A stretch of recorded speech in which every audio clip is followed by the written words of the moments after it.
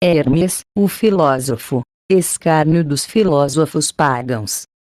O bem-aventurado apóstolo Paulo, escrevendo aos coríntios que habitam a Grécia da região lacônica, disse: Caríssimos, a sabedoria deste mundo é loucura diante de Deus. Ao falar assim, ele não errou o alvo, pois parece-me que a sabedoria deste mundo começou com a apostásia dos anjos, e esta é a causa pela qual os filósofos expõem as suas doutrinas sem estar em harmonia ou de acordo entre si. Dessa forma, alguns deles dizem que a alma é fogo, outros, que é ar, os estoicos, outros, inteligência, outros, movimento, Heráclito, outros, exalação, outros, que é força que emana dos astros, outros, um número que se move, Pitágoras, outros, água fecundante, Hippo, outros, um elemento composto de elementos, outros, harmonia, Dinarco, outros, sangue, Crítias, outros, espírito, outros, mônada, Pitágoras, e os antigos o contrário. Quantos discursos sobre essas coisas, quantas disputas, quantas discussões de sofistas que discutem por discutir e não para encontrar a verdade. Tudo bem que não estejam de acordo sobre a essência da alma, se afirmassem com unanimidade tudo o mais que disseram sobre ela. Sobre o prazer, por exemplo, alguns dizem que ele é um bem supremo, outros, um mal, outros, alguma coisa entre o bem e o mal. Quanto à sua natureza, alguns a concebem como imortal, outros, mortal, outros, que permanece por um pouco de tempo, outros, que ela se transfere para um animal, outros, que se dissolve nos átomos, outros, que se reencarna 3 vezes, outros lhe atribuem períodos de 3.000 anos. Com efeito, pessoas que não chegam a viver 100 anos fazem promessas para 3.000 anos futuros. O que dizer disso tudo? Ao meu parecer, charlatanice, ou insensatez, ou loucura, ou dissensão, ou tudo ao mesmo tempo. Se encontraram a verdade, estejam ou ponham-se de acordo e eu de boa vontade lhes darei crédito. Contudo, se me arrancam a alma e arrastam de uma para outra natureza, de uma para outra substância, de uma matéria para outra, confesso que fico incomodado com esse flutuar das coisas. Num momento eu sou imortal e me alegro. Pouco depois já sou mortal e começo a chorar. Depois me dissolvo em átomos, me transformo em água, me transformo em ar, me transformo em fogo. Logo depois não sou mais nem água, nem ar, nem fogo, mas transformo-me em fera ou me torno um peixe. Depois sou irmão dos delfins. E quando olho para mim mesmo, fico com medo do meu corpo e já nem sei como chamá-lo. Homem, cão, lobo, touro, pássaro, serpente, dragão ou quimera, uma vez que os filósofos me transformam em todo tipo de animais terrestres ou aquáticos, multiformes, selvagens, mansos, mudos, canoros, irracionais ou racionais. Ao mesmo tempo nado e voo, ou me arrasto, corro e me sento. Ainda por cima, Empédocles me transforma em mata. Assim como os filósofos não foram capazes de encontrar de modo unânime a natureza da alma do homem, menos ainda iriam afirmar a verdade sobre os deuses ou o mundo. Isso é no mínimo um atrevimento, para não dizer uma idiotice. Com efeito, aqueles que não foram capazes de encontrar a própria alma, vão pesquisar a natureza dos deuses. E os que não conhecem o seu próprio corpo, investigam cuidadosamente a natureza do mundo. No que se refere aos princípios da natureza, uns se opõem a outros. Anaxágoras me toma consigo e me dá a seguinte lição: o princípio do universo é o nous ou inteligência. Ele é o autor e senhor de todas as coisas, que põe ordem no que é desordenado, movimento no que está imóvel, distinção no confuso e beleza no que não é belo. Gosto de ouvir Anaxágoras dizer isso e adiro ao seu ensinamento. Mas contra ele se levantam Melício e Parmênides. Parmênides anuncia poeticamente que a essência é coisa única, eterna, imóvel e em tudo semelhante. Sem saber como, eu me transfiro para esse dogma. Parmênides expulsou Anaxágoras da minha mente.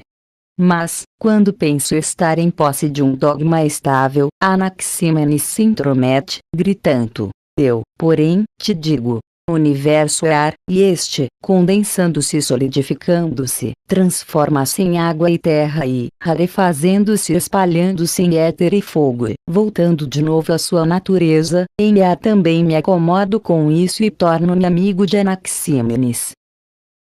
Mas aí está frente a frente Empédocles, resmungando e gritando em alta voz a partir do Etna. Os princípios do universo são o ódio e a amizade, esta unindo e aquele separando, e a luta entre os dois realiza tudo. Eu os defino como semelhantes e dessemelhantes, ilimitados e com limites, como eternos e que têm começo. Bravo, Empédocles! Estou disposto a seguir-te até a cratera do vulcão. Mas aí está agora Protágoras, puxando-me para outro lado, quando diz: o limite e o critério das coisas é o homem. O que lhe cai sob o sentido são coisas, e o que não cai não se encontra entre as espécies da essência. Lisonjeado com esse raciocínio, fico gostando de Protágoras, pois ele atribui tudo o mais ao homem. Tales, porém, me desvia para outro lado com a verdade, definindo a água como princípio do universo. Do úmido tudo se compõe, nele tudo se dissolve, e a terra se sustenta sobre a água. E por que não acreditar em Tales, o mais velho dos jônios? Todavia, o seu concidadão Anaximandro afirma que o movimento eterno é um princípio mais antigo que o úmido, e que por ele algumas coisas nascem e outras perecem. Deve-se, portanto, acreditar em Anaximandro. Mas também não é famoso Arquilau, que afirma que os princípios do universo são o calor e o frio? Todavia o grandiloquente Platão não está de acordo com ele, pois afirma que os princípios do universo são Deus, a matéria e o modelo. Agora sim eu fiquei convencido. Com efeito, como não hei de acreditar no filósofo que inventou o carro de Zeus? Atrás dele, porém, vem o seu discípulo Aristóteles, invejoso do seu mestre pela construção do carro, e define outros princípios: a ação e a passividade. O princípio ativo, que é o éter, é impassível. O passivo tem 4 qualidades: secura, umidade, calor e frio. Com efeito, tudo nasce e morre pela transformação desses princípios. Já estou cansado de ir para cima e para baixo com opiniões diferentes. Vou ficar com o que Aristóteles pensa, e que ninguém venha me incomodar com os seus discursos. Mas o que vamos fazer? Acontece que alguns velhos mais antigos do que esses mexem comigo como se eu fosse um boneco.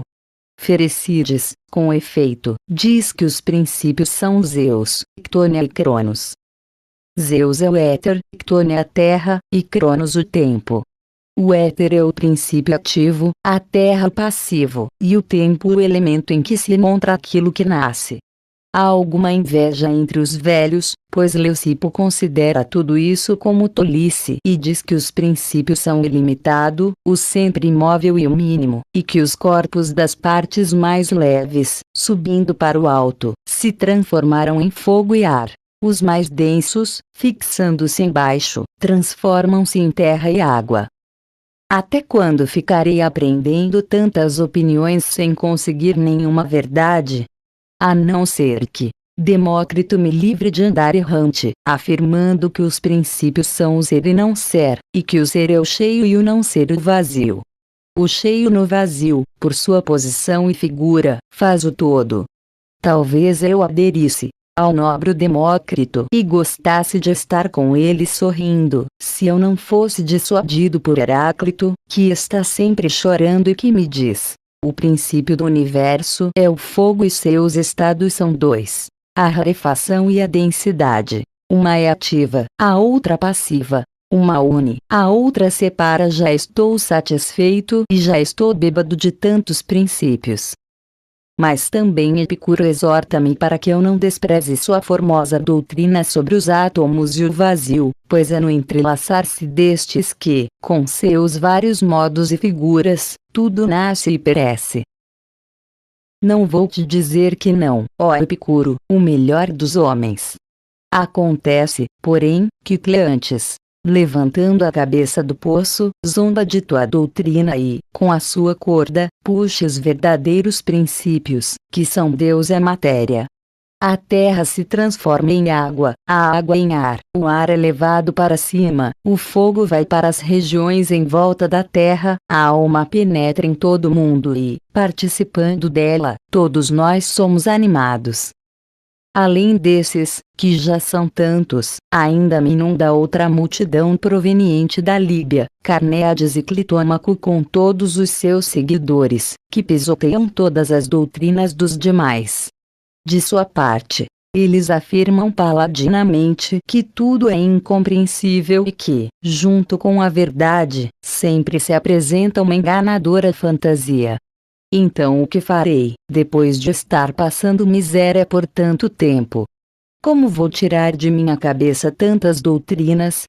Com efeito, se não há nada de compreensível, há Deus verdade entre os homens, e a tão decantada filosofia não faz outra coisa senão lutar com sombras, ao invés de possuir a ciência dos seres.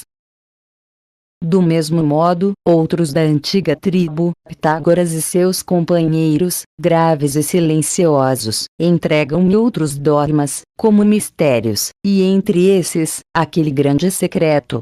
Eu disse: ó, o princípio do universo é a mônada e, de suas figuras e números, nascem os elementos. O número, a figura e a medida de cada um, eles o declaram mais ou menos assim. O fogo resulta de 24 triângulos, fechados por 4 equiláteros. Cada um dos triângulos equiláteros é composto de 6 triângulos retângulos, e por isso o comparam justamente com uma pirâmide.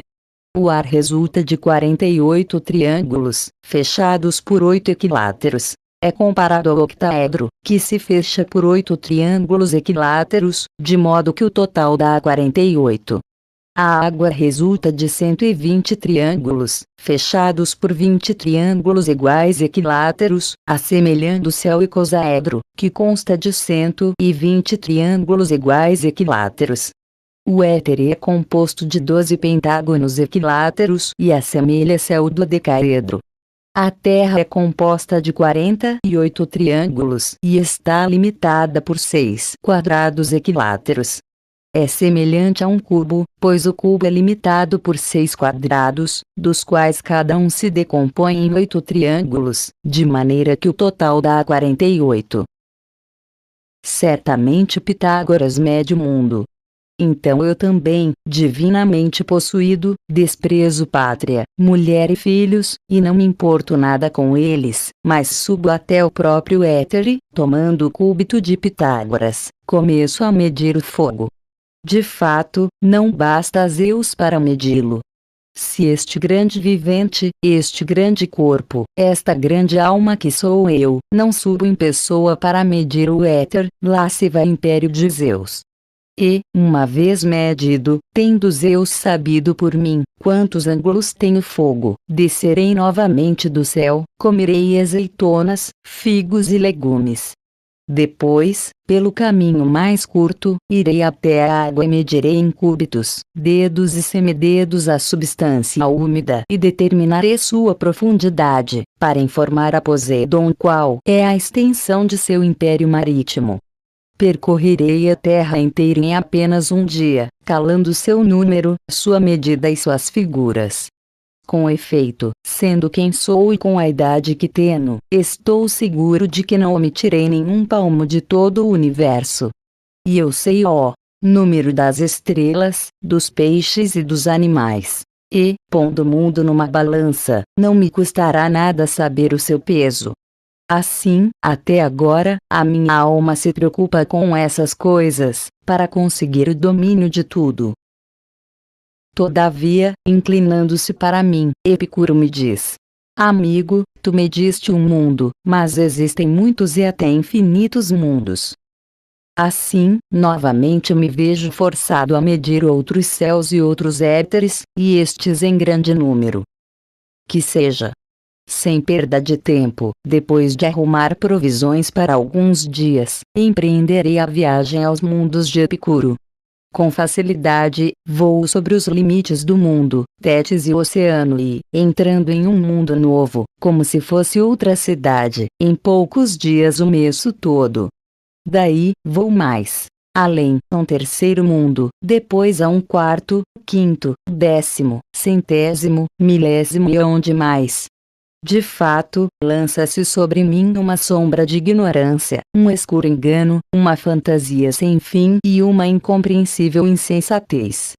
Por outro lado, por que deixar de medir até os átomos, dos quais se formaram tantos mundos? Não se pode deixar nada sem verificar, sobretudo coisas que são necessárias e úteis, das quais depende a felicidade da família e do Estado. Expus amplamente tudo isso para demonstrar a contradição que existe nas doutrinas dos filósofos e como a investigação das coisas os leva até o infinito e indeterminado. O objeto deles é incomprovável e inútil, pois não é confirmado por nenhum fato, nem por nenhum raciocínio claro.